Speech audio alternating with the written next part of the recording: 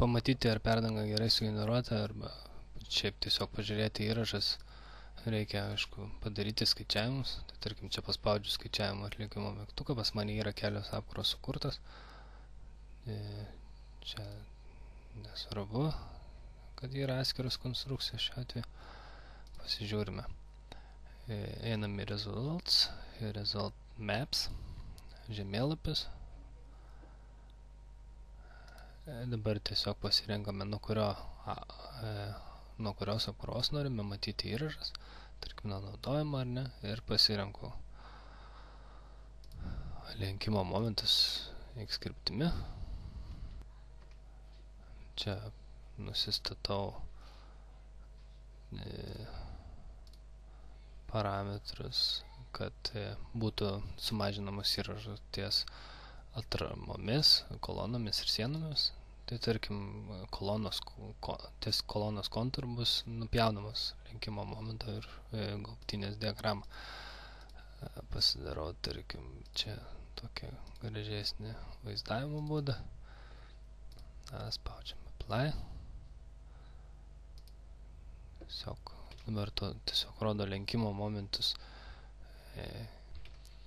Čia momentus rodo vietinę kryptimi.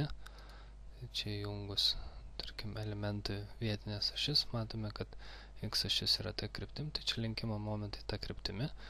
Dabar kita kryptimi, Y kryptimi momentai bus kitokie. Čia dabar tik tai turbūt atsinaujino rezultatai, tai tos gaubtinės tiesiog kitaip pasiskirs. Tai štai rodo kur yra įrašas. Jisai priėmė, kad čia yra 30, 28, čia galima padaryti, kad rodytų baigtinių elementų centruose. Apply, spaudžiu ir tarkim rodo, kur kokie momentai yra. Dar galima paspausti taškus, kur norisi matyti tos momentus, tarkim. Kažkokį, jeigu dar neaišku.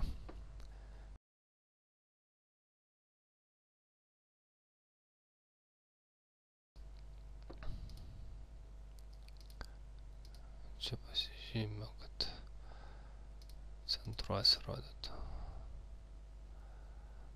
Tai matosi dabar ta kryptim momentai, irgi logiškai eina visi.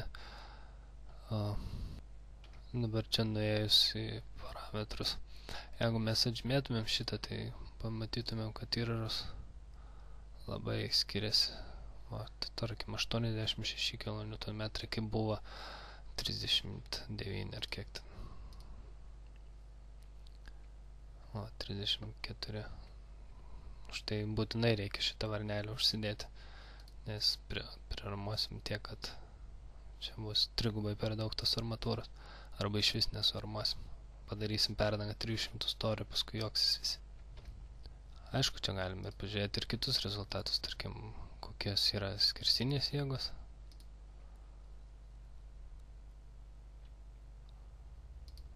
Čia irgi tokiu pat būdu matome, kokios yra ties kolonomis 72 kN. Čia ties kolonų kraštais galima sakyti, iš kitos kolonos pusės 80 kN. Tai čia yra dar ir įlinkiai, bet jie yra tamprioj stadijoje, todėl gelžbetonis, kadangi kitaip dirba, tai čia netikslus bus rezultatai. Tarkim, pasižymėjus Z kryptimi įlinkius, tai čia rodys, kad yra tik tai 0,5, 6,7 čia milimetro vienetais parašyta, 6,7 milimetro. O čia linksta, aišku, dėl ko? Dėl to, kad kolona padaryta be atramos. Na, logiška viskas. Taip ir turi būti. Tai va, tiek žinių apie įrašas.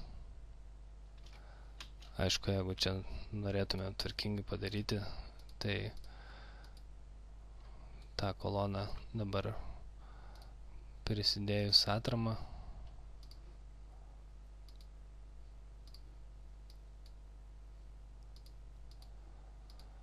reiktų viską perskaičiuoti vėl ir vėl matytumėm, kad tas įrašas pasikeitė.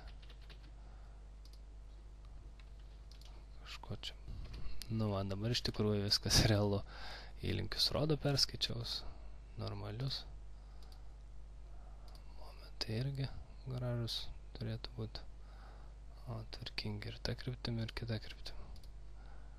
Čia ties atrama. Viskas gražiai susiskirstė. Tai va, tiek.